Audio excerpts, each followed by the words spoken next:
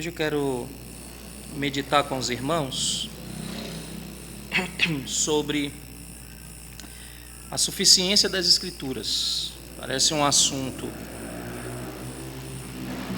até simples, mas muitas vezes nós ainda não entendemos os fundamentos disso. Então, a partir de 2 Timóteo, capítulo de número 3, do verso 14 ao 17, eu vou voltar nesse texto depois.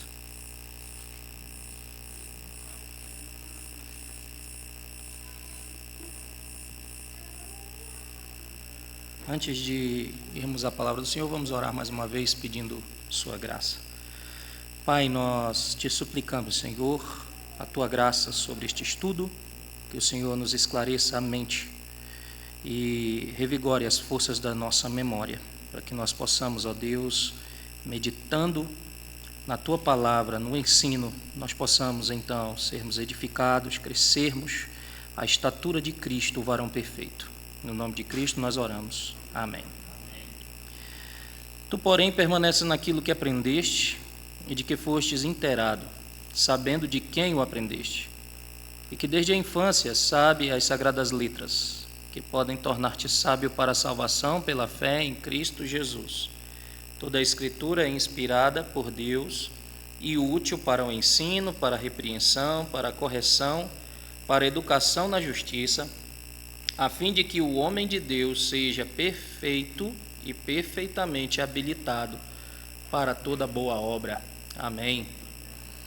É a Escritura a perfeita norma de fé e vida. E por perfeita quer-se dizer suficiente. Quando eu faço essa pergunta, se ela é a perfeita norma de fé e de vida, estou perguntando se ela é suficiente. Então, a pergunta seria melhor colocada, se a Escritura é a norma suficiente de fé e de vida, ou de fé e prática, como nós dizemos.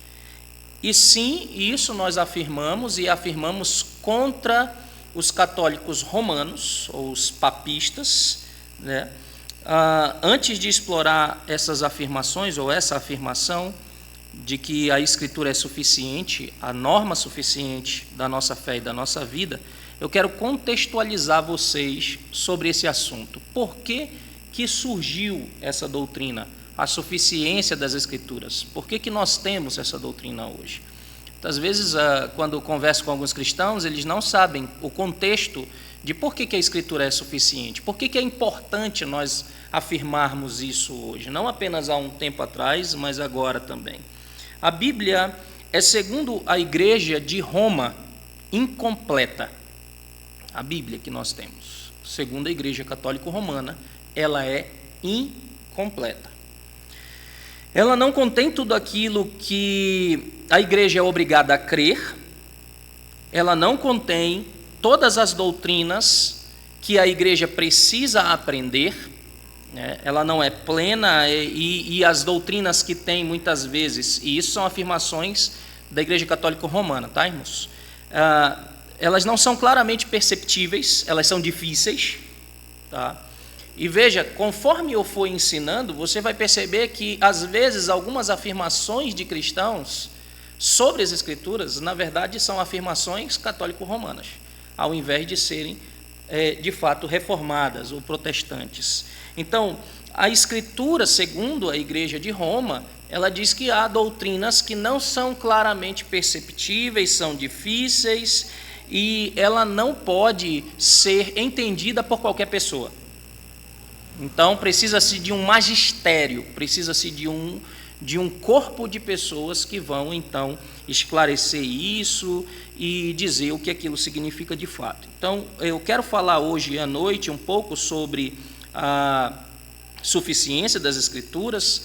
Aliás, antes de prosseguir, eu quero que vocês, se estiverem anotando ou quiserem anotar, há um acrônimo que é SCAN. Você pode memorizar. SCAN são os 4 atributos das Escrituras. SCAN, ela é suficiente, ela é clara, ela é autoritativa, e scan o N, ela é normativa. Então, ela é suficiente, ela é clara, ela é autoritativa e ela é normativa. Então, é fácil de memorizar isso, né? Então, hoje nós vamos tratar sobre a suficiência. E a Igreja Católica Romana, e eu vou falar muito sobre a Católica Romana, como ela pensa, porque eu estou querendo dizer para vocês de onde que surgiu, qual o contexto em que surgiu essa doutrina e por que ela é importante. Então, a Igreja Católica Romana, ela crê que, em algumas partes, a Escritura é incompleta e tem que ser completada por uma coisa. Alguém sabe dizer o que é? Não? Hã? Tem um nomezinho que eles chamam. Não, né? Tradição. Pela tradição, ela precisa ser completada. Então, a Escritura não é completa e ela precisa ser completada pela tradição. Certo? E veja só, no Concílio de Trento, seção 4, eles falam o seguinte, e eu trago exatamente a afirmação deles para não montar um espantalho aqui, tá bom? Sabem o que é o espantalho? Espantalho, geralmente, para quem não sabe, é quando você cria uma coisa e vai bater nela que não tem nada a ver. Então, para não criar um espantalho. Que recebe e venera com igual afeição de piedade e reverência as tradições faladas, tanto quanto aquelas que pertencem à fé e à moral, como tendo sido ditadas ou pela palavra da boca do próprio Cristo, ou pelo Espírito Santo, e preservadas na Igreja Católica por uma sucessão contínua. Então, essa é uma das afirmações. A tradição oral, aquilo que foi falado, foi preservado onde? Segundo eles, na Igreja Católica. E aqui, aí eu não tenho tempo de falar sobre isso, quem sabe numa outra oportunidade. Há uma diferença muito grande da nossa visão. A Igreja Católica diz que ela preservou a Escritura e a Escritura não existe sem a Igreja Católica. Então, a Escritura só é o que é por causa da Igreja. Ela preservou, certo? Foi colocado dentro dela. E é isso que o Concílio de Trento acabou de afirmar. Concílio Vaticano I, na seção 3, capítulo 2, a revelação sobrenatural está contida em livros escritos e nas tradições não escritas, que foram recebidas da boca do próprio Cristo pelos apóstolos e dos próprios apóstolos, sob ditado do Espírito Santo, e que vieram a nós transmitidas, por assim dizer, de mão em mão. Novamente, ela afirma que está contida nos livros escritos e nas tradições não escritas. Então, qual é o fundamento? Os fundamentos que Roma cita aqui para essa doutrina da tradição são vários. Primeiro, Roma está salientando com isso, irmãos, que antes de Moisés, a igreja estava totalmente sem escritura. Sem escritura, e que depois dessa época, até o presente, muitos crentes viveram e morreram sem jamais ler ou examinar as Escrituras. Isso que a Igreja Católica afirma. Esse é um ponto. Então, em sua grande maioria, os filhos de Deus, eles viveram ou vivem pela tradição e poucos sabem ou nada sabem ou não souberam das Escrituras. Vocês entenderam a afirmação? Antes de Moisés não havia ensino algum. Após Moisés, escrita nada, só pela tradição, e que poucos conheciam as Escrituras. Então, isso aqui é uma afirmação que talvez quando você for debater sobre a suficiência das Escrituras com alguém, pegar alguém que de repente afirma que ela não é suficiente, você tem que entender. Então, a Escritura por si mesma, por isso eles afirmam, é insuficiente. Ela é insuficiente, justamente com o fato de que, sem dúvida, nem tudo foi registrado. Vários escritos dos profetas e dos apóstolos também foram perdidos. Isso aqui é uma das afirmações, tá, da Igreja de Roma. E embora os apóstolos eles tenham sido instruídos a testemunhar, não lhes foi dito que fizessem isso em forma escrita. Isso é um argumento católico romano, tá bom? Então, isso que eu estou passando aqui para vocês são argumentos católicos romanos contra a doutrina da suficiência das Escrituras.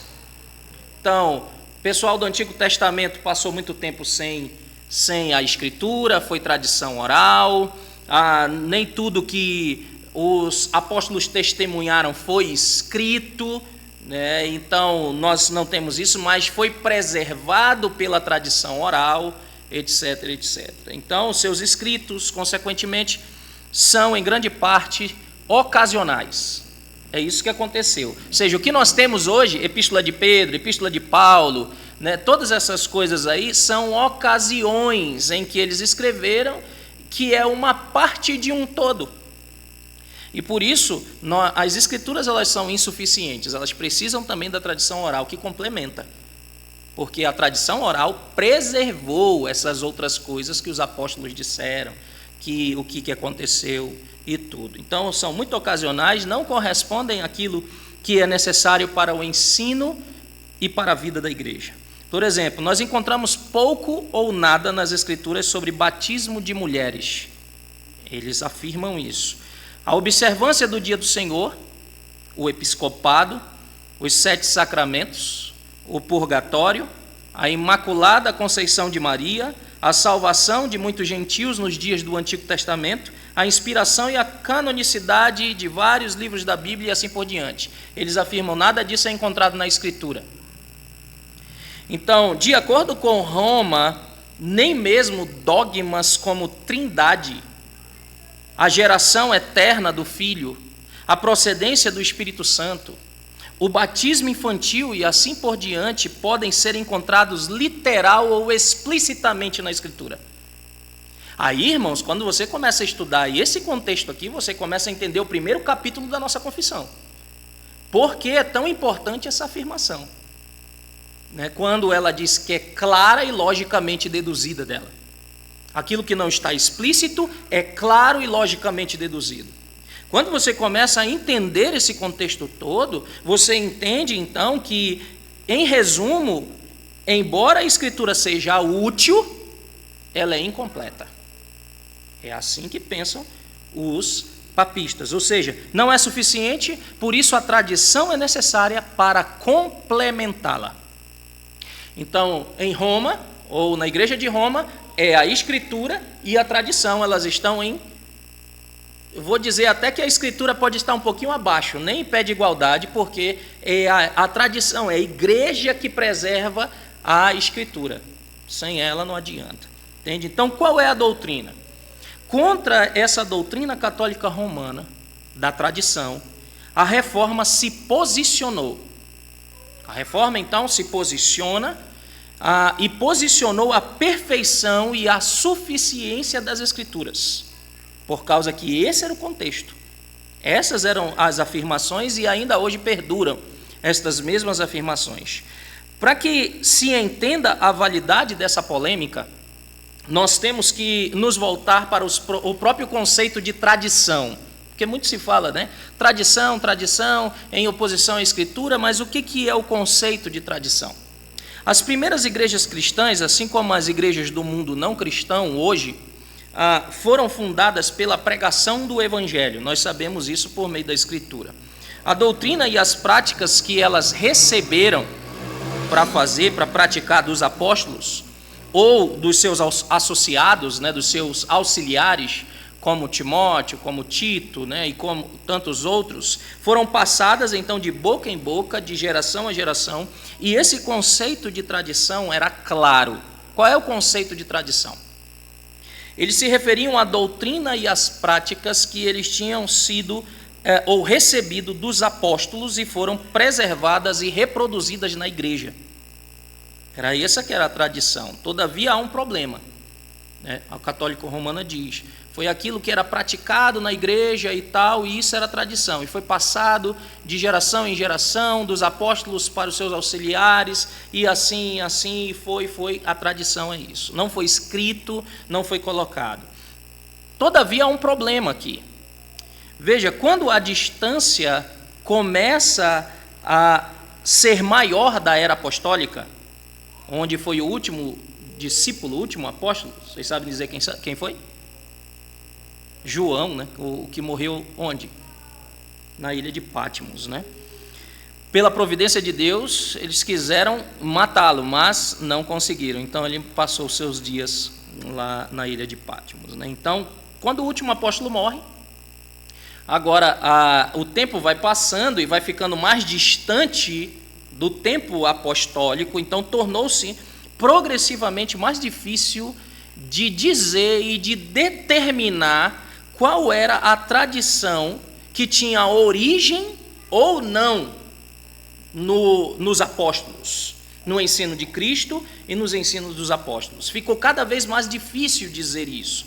E por causa disso, com o passar do tempo, a igreja fez o quê? A igreja passou a dar um valor exagerado à tradição, por causa desse contexto.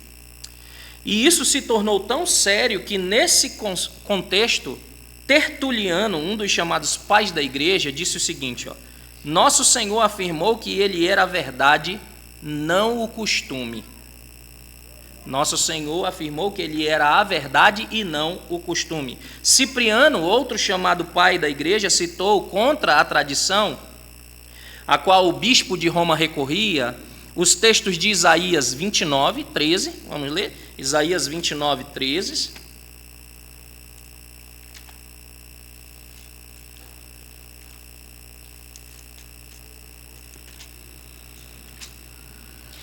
O Senhor disse: visto que este povo se aproxima de mim, e com a sua boca e com os seus lábios me honra, mas o seu coração está longe de mim, e o seu temor para comigo consiste só em mandamentos de homens, que maquinalmente aprenderam.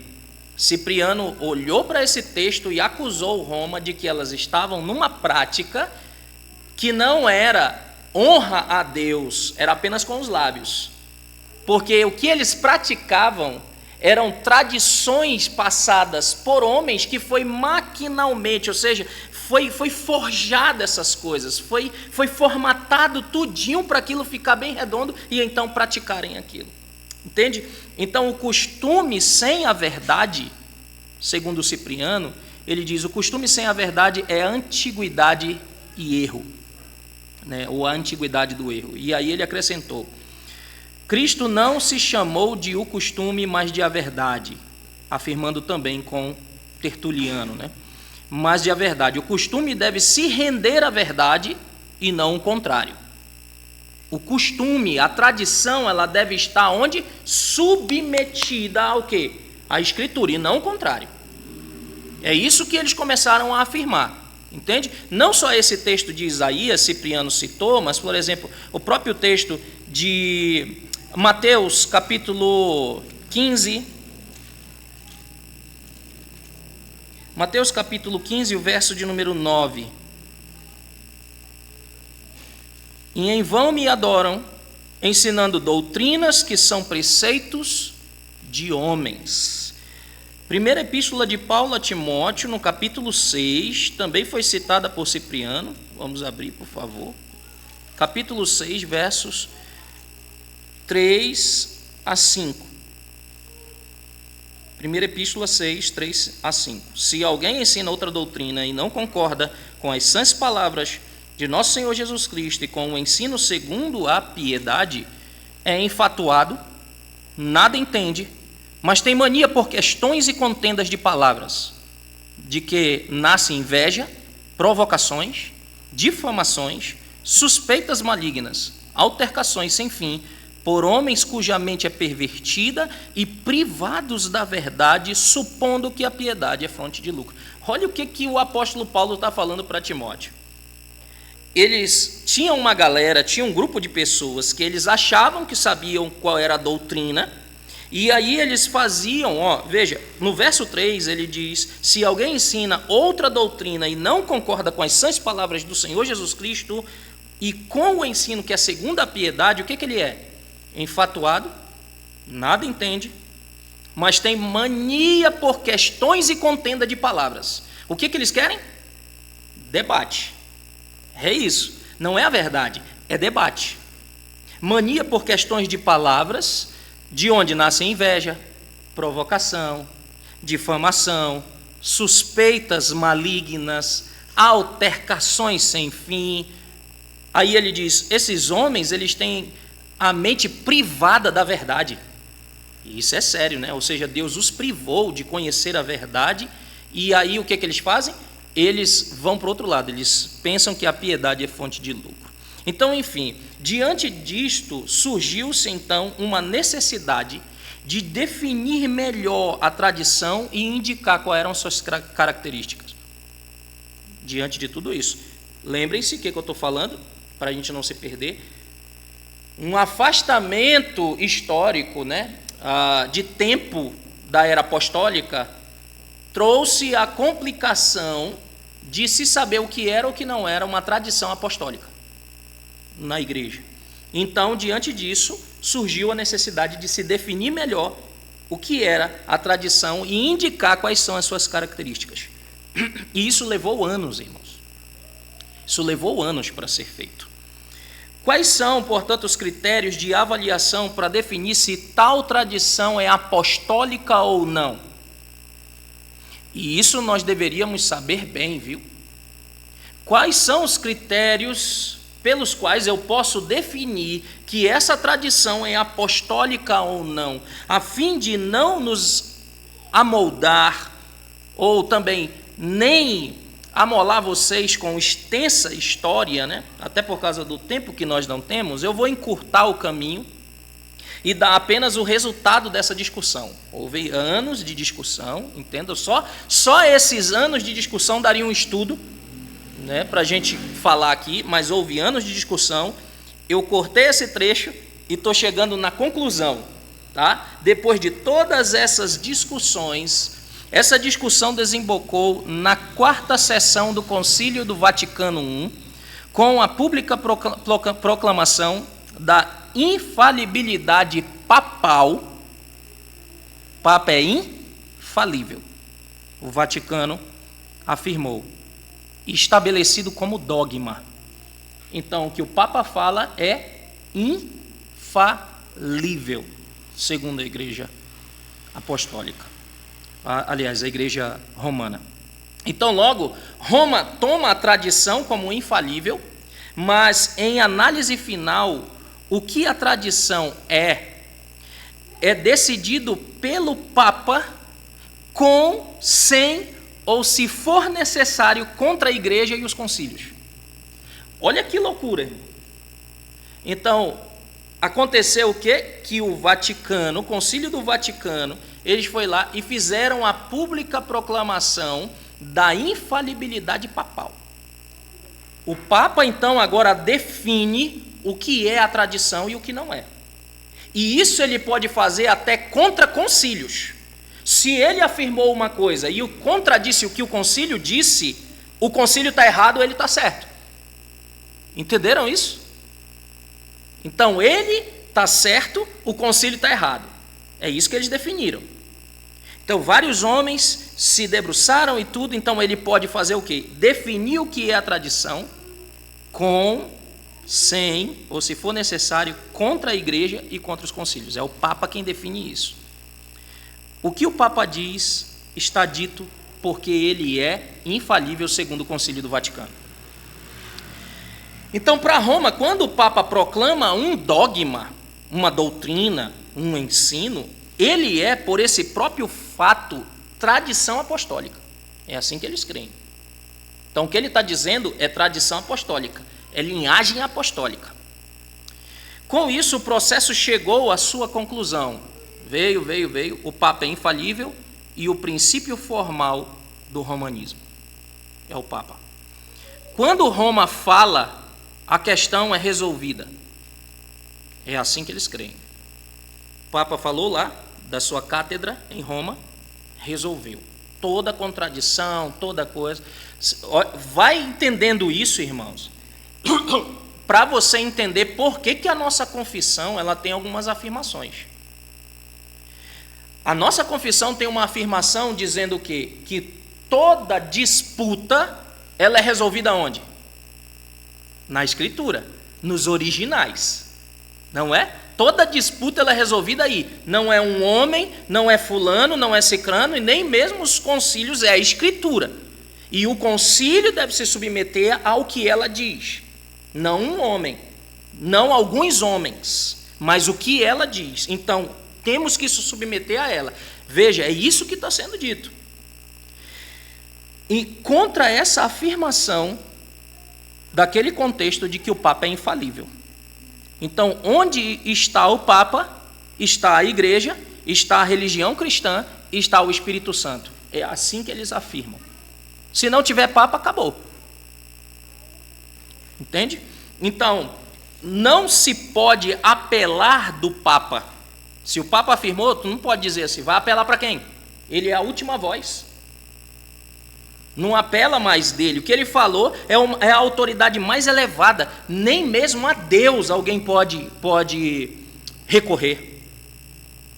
Então veja como é isso. Através do Papa, o próprio Deus está falando à humanidade segundo a Igreja Católica Romana. Então nesse ponto fica claro que o elemento sólido e verdadeiro em questão na manutenção, na tradição, nos primeiros séculos, foi completamente perdido.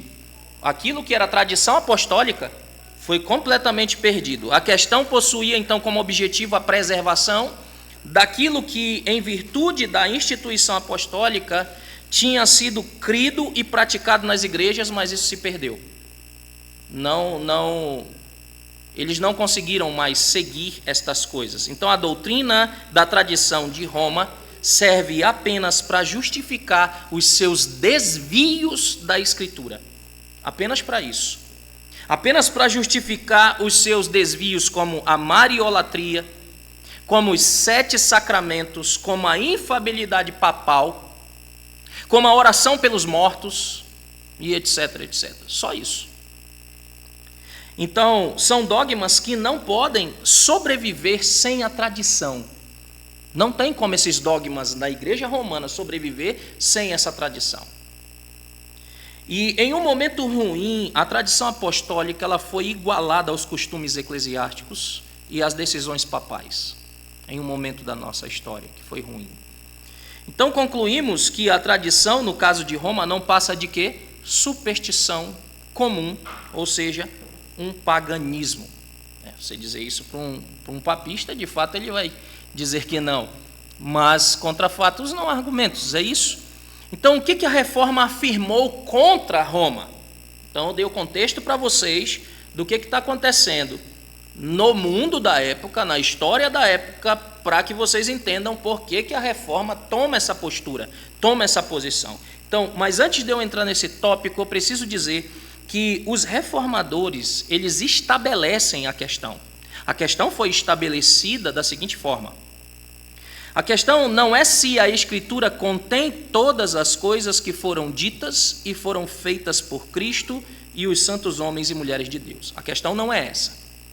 Isso aqui já foge, porque eles afirmavam, a Escritura não tem tudo o que Cristo fez, tudo o que os apóstolos fez. E aí os reformadores vêm e dizem, a questão não é essa.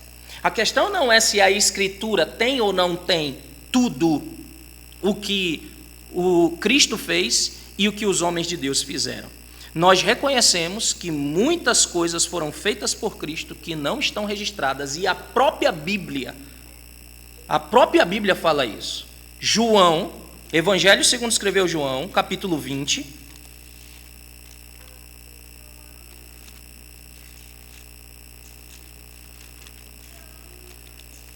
verso de número 30.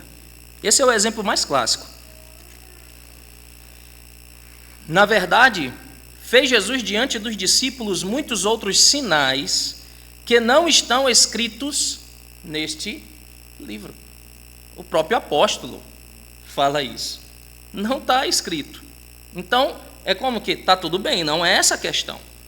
Também, irmãos, que muitas coisas ocorreram como apêndices, por assim dizer, e suportes da religião que não estão particularmente mencionadas na Escritura e foram deixadas à prudência dos líderes da igreja, que segundo as diretrizes do apóstolo Paulo, que também foi vista isso, por isso que nós temos na nossa confissão também que há coisas que são feitas pela prudência cristã. Veja a primeira epístola de Coríntios, ou aos Coríntios, capítulo 14.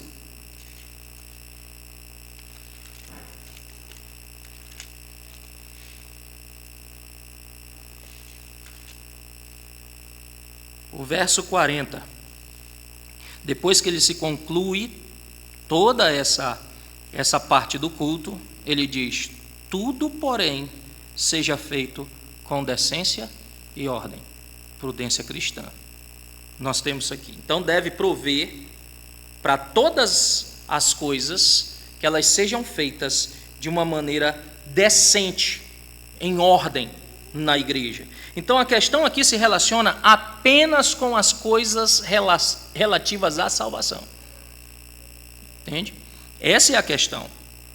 Se pertencem à fé e pertencem à prática, pertence à fé e pertence à prática, se todas as coisas que pertencem à fé e pertencem à prática estão contidas na Escritura de tal maneira que elas podem ser a única regra completa e adequada da fé e da prática, nós afirmamos isso e os nossos oponentes negam isso.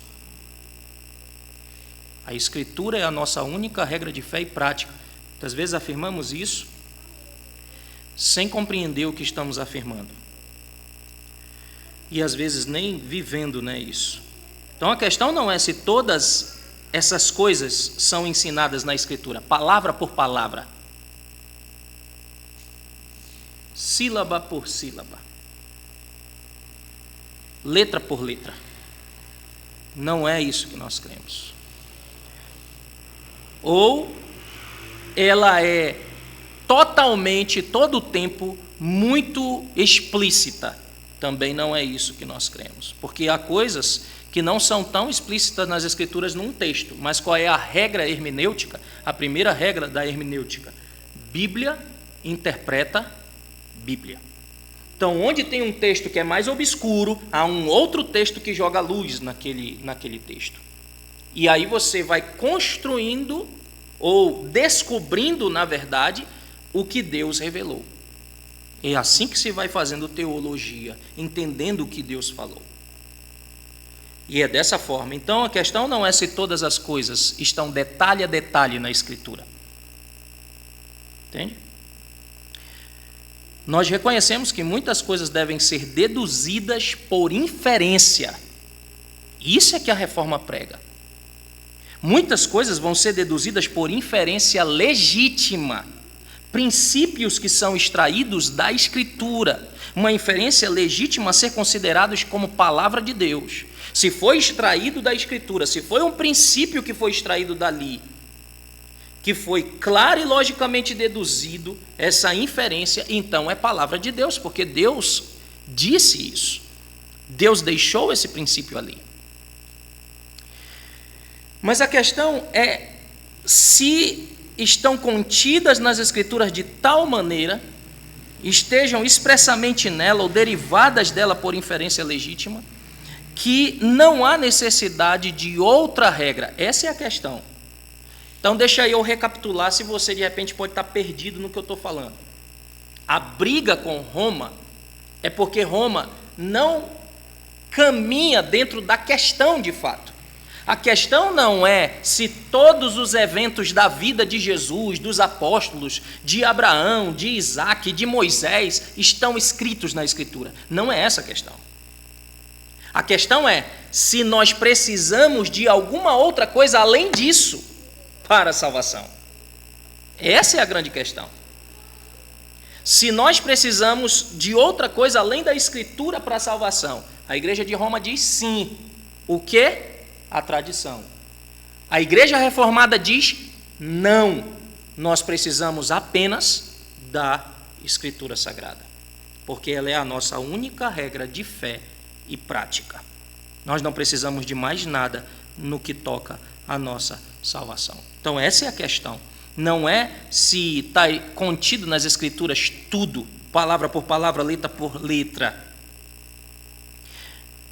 É se não há necessidade de alguma outra regra de fé e prática. É essa que é a questão. Há necessidade de alguma outra, além disso? Essa é a pergunta. Eu preciso da tradição? Ou eu preciso de qualquer outra coisa para isso? Lógico que nós, porque estamos sendo ensinados sempre que ela é a nossa única regra, automaticamente às vezes dizemos não. Mas quando nós descemos um pouco mais para explicar acerca disso, nós nos perdemos. Você tem que saber por que não.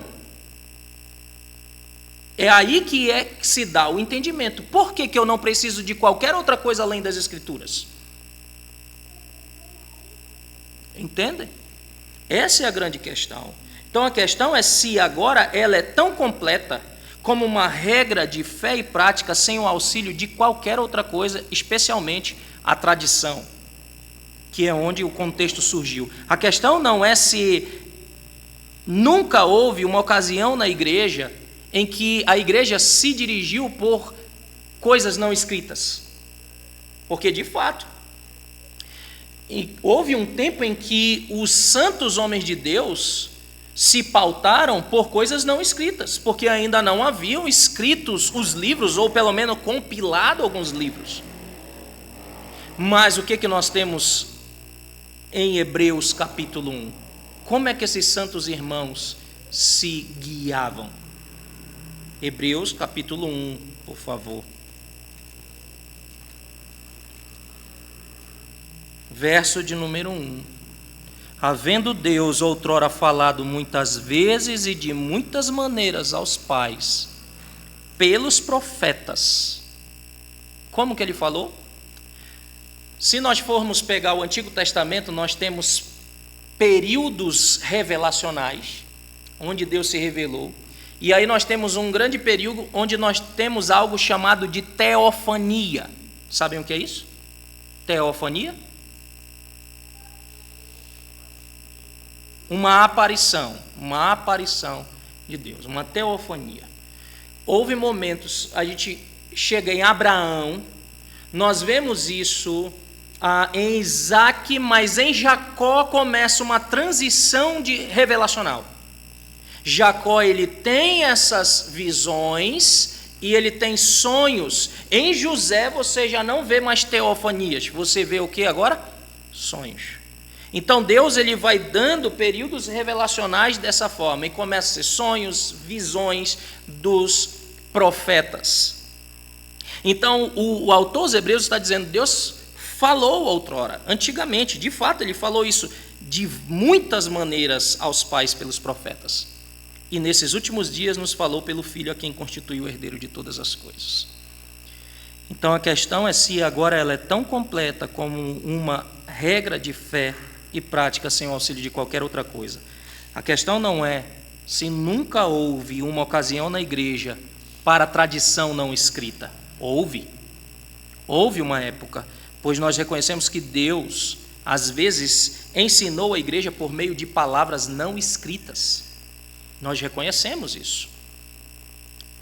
O ágrafo, né, seria sem escrito, sem grafia, né, o A de negação.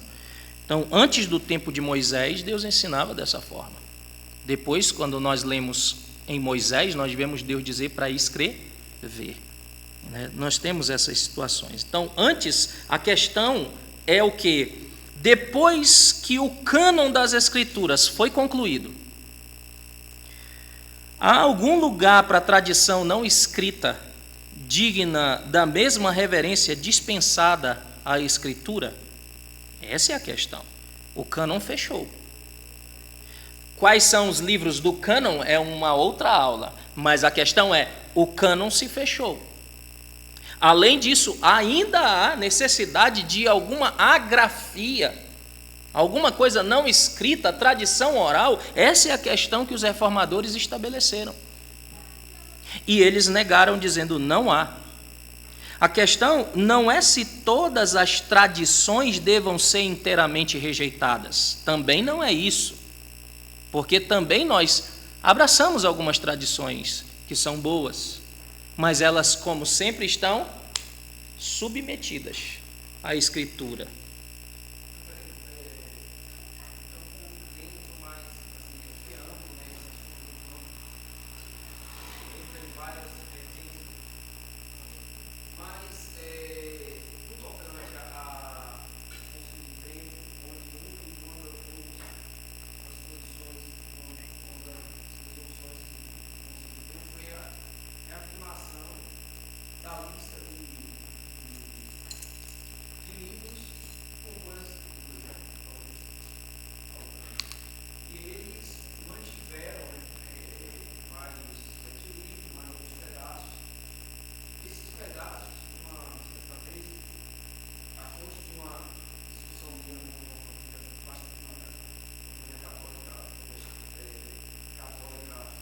humana.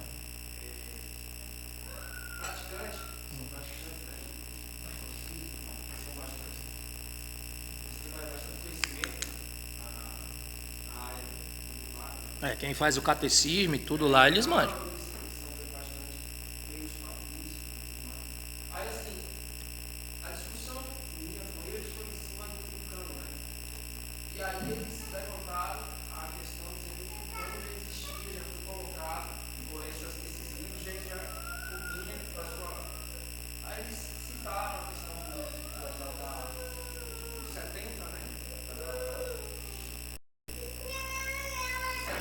A Septuaginta.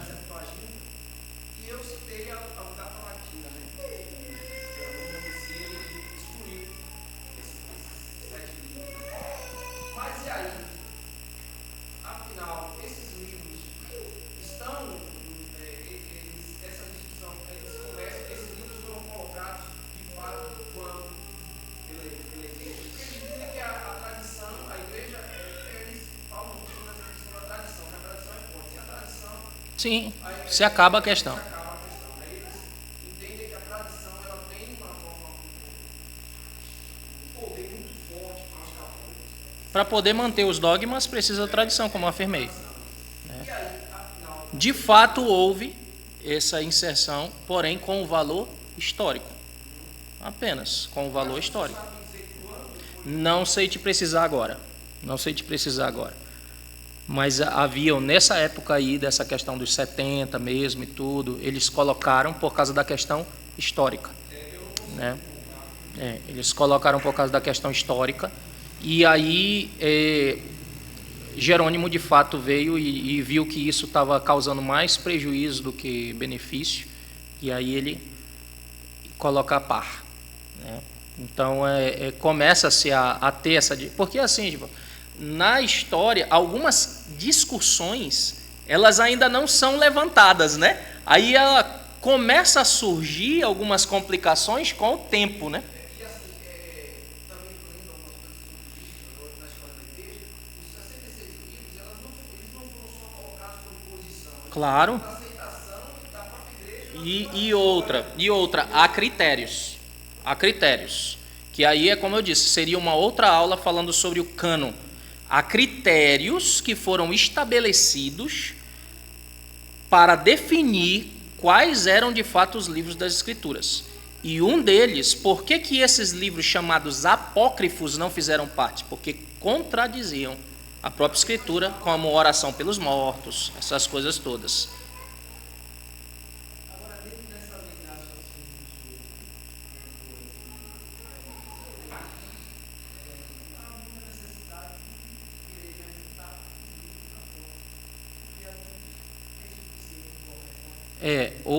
Numa discussão como essa, você tem que definir os termos.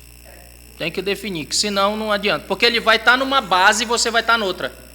Aí vai ser trocação de tiro em vão. Porque na discussão não foi a discussão sobre tradição, sobre o poder que a igreja tem sobre os livros, e sim se os livros de fato são inspirados ou não. Pronto. Não entrou na questão da tradição. Aí é por isso que eu estou dizendo. Se a discussão é se o livro é inspirado ou não, você tem que definir o que é a inspiração.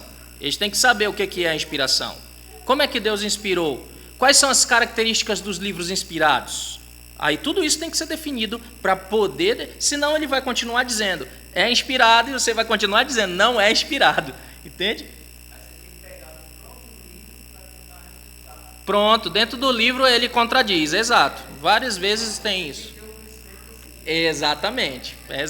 Tem gente que nunca nem leu, né?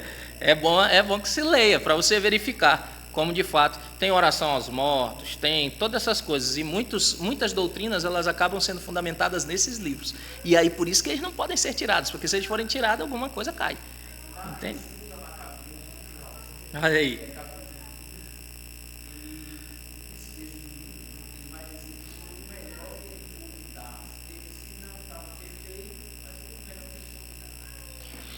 Pois é, esses livros eles têm valor histórico, Eles falam da época dos Macabeus, né? E você tem alguma coisa histórica ali. E, inclusive, você vai ver quais eram os costumes que eles tinham naquela época, que eram distantes da Escritura, né? E você começa a verificar esse tipo de coisa. Então, estabelecer a questão é exatamente o que nós estamos vendo. Os reformadores foram e estabeleceram a questão. Eles disseram, nós vamos discutir, nós temos que dizer o que de fato nós estamos discutindo, definindo os termos, dizendo o que é para mim e para ti. Entende? Então, eles definiram essas coisas. Então, os reformadores disseram, a questão não é se todas as tradições elas vão ser rejeitadas inteiramente, pois nós admitimos que há alguma utilidade para algumas tradições, né, ou para tradições históricas, concernentes a fatos e tradições, a rituais, a ritos e cerimônias livres, né, observação de cerimônias dessa forma. Então, aqui nós falamos simplesmente de tradições doutrinais e morais relativas à fé e prática, cujo uso além das Escrituras nós reprovamos. Se foi para além das Escrituras, nós reprovamos como reformados. Portanto, até que os nossos adversários provem conclusivamente que as suas tradições não escritas, a tradição oral, de fato fluem de Cristo, de fato fluem da sua palavra, dos seus apóstolos, o que nunca eles poderão fazer, porque sempre vai ser a palavra deles, nunca tem algo nesse sentido fundamentando, né? Então nós categorizamos como ensino de homens e não como ensino de Deus. Portanto, se contrários às Escrituras, devem ser rejeitados, podem ser alinhados com ela, podem ser observados. Se contrários às Escrituras, rejeita. Se alinhados com as Escrituras, nós abraçamos. É assim que funciona. Então, qual é o ensino geral que nós podemos ter disso? As Escrituras contêm perfeitamente todas as coisas necessárias à salvação e, portanto, ou a ponto de não haver necessidade de tradições não escritas depois delas. Não temos. Ok. Se as Escrituras são suficientes em todas as coisas necessárias à salvação e não há necessidade de acréscimos, então onde na própria Escritura a questão é estabelecida? Onde? Porque ela mesma deve afirmar isso. 2 Timóteo 3, 15, 17, que nós lemos. Desde a infância tu sabes as sagradas letras, que podem tornar-te sábio para a salvação pela fé em Cristo. Toda a Escritura é inspirada por Deus e útil para o ensino, para a repreensão, para a correção, para a educação na justiça, a fim de que o homem de Deus seja perfeito, perfeitamente habilitado para toda boa obra. Aqui estão latentes alguns argumentos em prol à perfeição das Escrituras. Perfeição das Escrituras. Primeiro, as Escrituras são perfeitamente capazes de fazer-nos sábios para a salvação. 2 Timóteo 3,15 acabou de afirmar. Está vendo como o texto não está dizendo com essas palavras, mas podemos extrair dele esse princípio? Então, nós extraímos dele, nós inferimos dele esse princípio. A Escritura são perfeitamente capazes de fazer-nos sábios para a salvação. Porque 2 Timóteo está afirmando isso. Então, pois o que nós mais desejamos, senão nos tornar participantes da salvação. Segundo, são úteis para propósito teórico e prático para ensinar a fé e formar hábitos. A Escritura é suficiente para isso. Veja, e nós temos isso nesse texto. Terceiro, elas podem aperfeiçoar o homem ou o ministro de Deus para toda boa obra. O que é suficiente para o pastor deve ser também suficiente para as ovelhas. Então é suficiente para qualquer um. Suficiente. Muitas pessoas até estão dispostas a assumirem que a Bíblia possui algum valor. Eles consideram a Bíblia como um livro útil, mas pense comigo, nem tudo o que é útil é suficiente. Então, considerar a Bíblia apenas útil não é necessariamente considerar a Bíblia suficiente. Ela é útil? Sim, mas ela é suficiente. Suficiente. A água é útil para a vida, mas ela é suficiente para manter a vida? Sim ou não? Você só bebe água na sua vida? Não. O ar é útil para a vida, mas você vive só de ar? Não. A luz é útil para a vida, mas é suficiente? Não. A comida é útil, mas tu não vive só de comida. Então não é suficiente. Muitas coisas são úteis, mas insuficientes. A Escritura é útil e suficiente. Ela é suficiente para isso. Então veja. Ok, eu penso que talvez vocês já entenderam. A Escritura ela é chamada de Palavra de Deus, e nós já vimos isso aqui, né? E podemos talvez ver em um outro momento, quando falarmos, se o Senhor Deus permitir, sobre a autoridade das Escrituras, né? Lembre-se lá do scan. E já que ela é a Palavra de Deus, já que a Escritura é a Palavra de Deus, abra comigo Deuteronômio capítulo 8.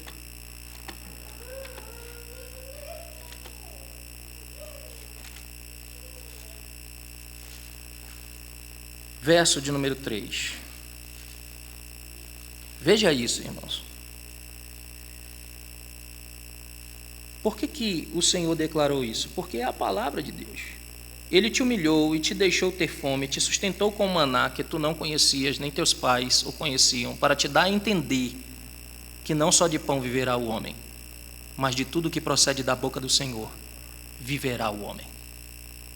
Então veja, comida é útil? Sim ou não? É suficiente? Não. Então veja o que ele está colocando aqui. O que é de fato suficiente nesse texto? O que? A palavra de Deus é suficiente. Ela é suficiente. Então tu viverás pela palavra de Deus. Há uma regra. Há uma vida que só pode ser vivida pela palavra de Deus. Porque há uma vida que só a palavra de Deus gera. Somente a palavra de Deus. Então teus esforços serão inúteis para gerar essa vida. Porque só a palavra de Deus gera. Teu dinheiro será inútil para gerar essa vida. Porque só a palavra de Deus gera. Nenhum contato, por mais relacionado que tu sejas, pode gerar esta vida. Porque é só a palavra de Deus, essa vida é completa, essa vida é abundante, essa vida é eterna. E só a palavra de Deus pode gerá-la. Nenhuma outra coisa. Nada mais. Então a Bíblia não é apenas útil, antes de ser útil, ela é suficiente. Entende como, às vezes eu ouço alguns pastores, infelizmente equivocados, e dizem que as doutrinas que nós afirmamos, às vezes são secas, elas não são pastorais. Mas porque eles não compreenderam a doutrina. Quando você começa a estudar a doutrina, isso revigora, irmão. Isso vivifica. E se isso não queima o teu coração, eu não sei o que pode acender. Porque é só a palavra de Deus que pode gerar a vida que tu desejas. A vida que nós tanto corremos atrás, mas tanto desprezamos aquilo que pode gerá-la, aquilo que pode mantê-la. Então ela não é apenas útil, ela é suficiente e ela é apresentada aqui nesses termos, completamente capaz para fazer uma pessoa sábia para a salvação. Nós vimos isso em Timóteo.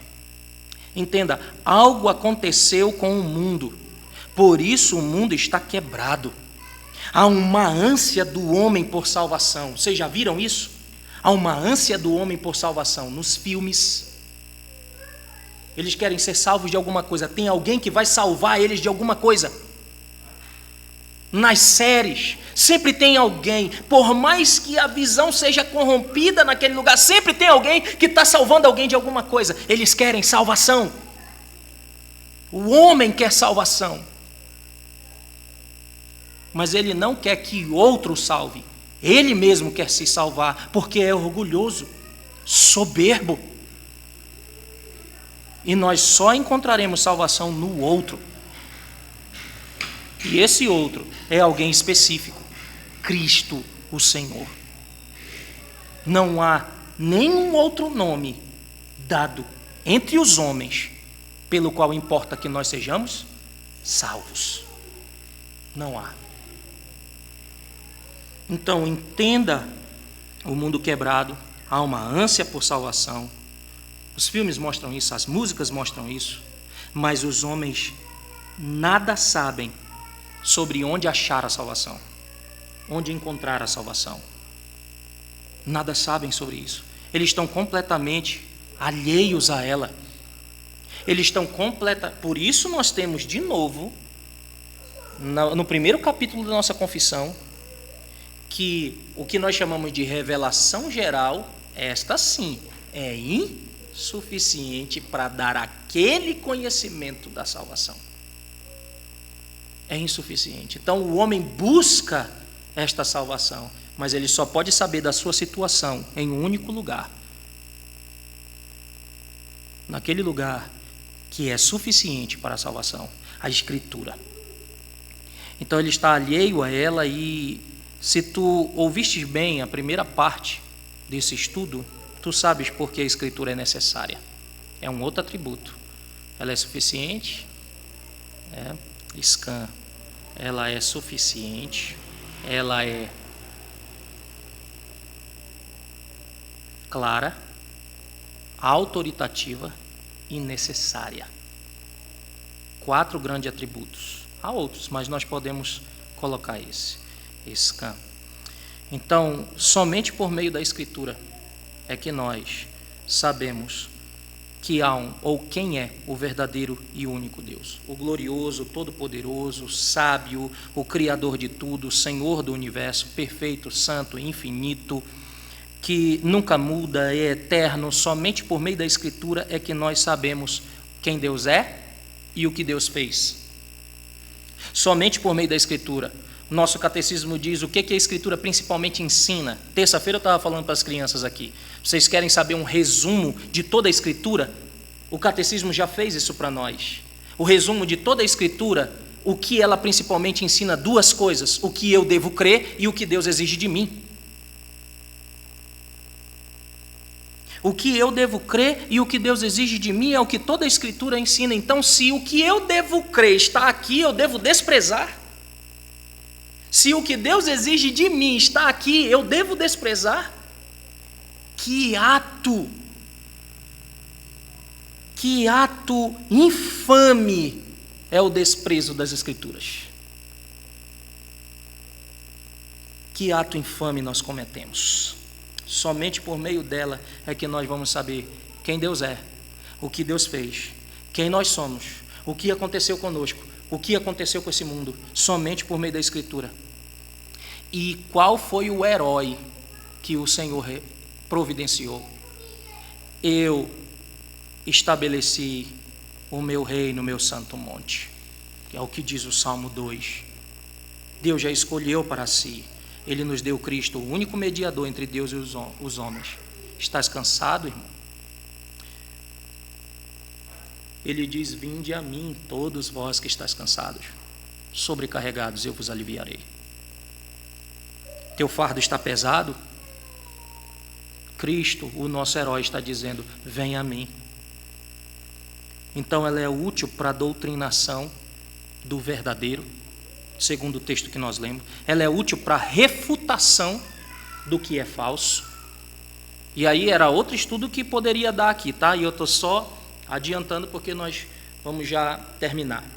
Então ela é útil para a doutrinação, porque a palavra grega aqui em Timóteo é didaskalian, doutrinação do verdadeiro.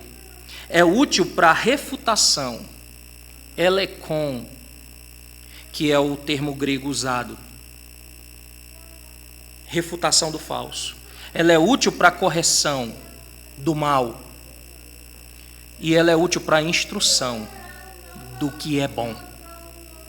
Então veja quantas coisas.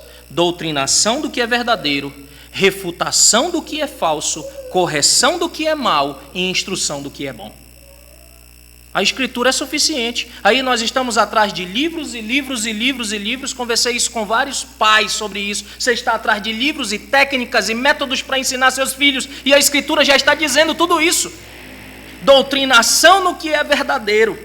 Refutação do que é falso. Corrigir aquilo que é mal e instruir naquilo que é bom. É a Escritura. Estamos atrás de quê? Então, creia que a Bíblia é suficiente para todas as coisas necessárias à fé e à prática do homem. Se você crê assim, se você vive por isso, és um verdadeiro reformado. Caso contrário, corrija essas coisas, porque estás fora da linha. Amém? Alguma outra pergunta?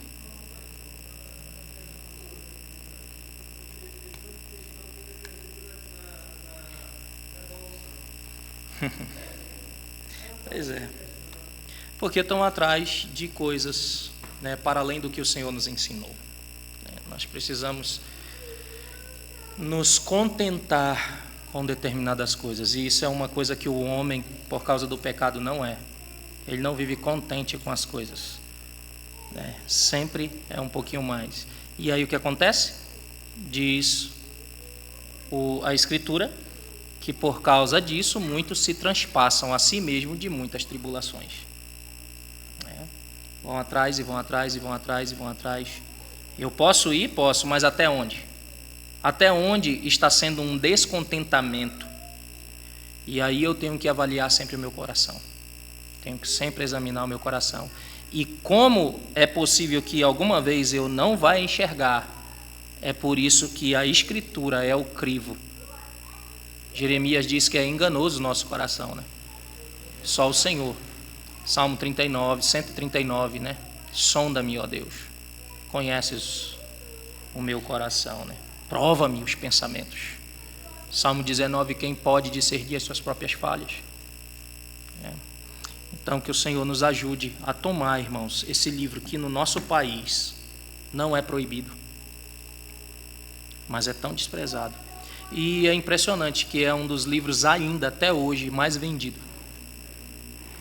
Mas talvez um dos menos lidos. E se for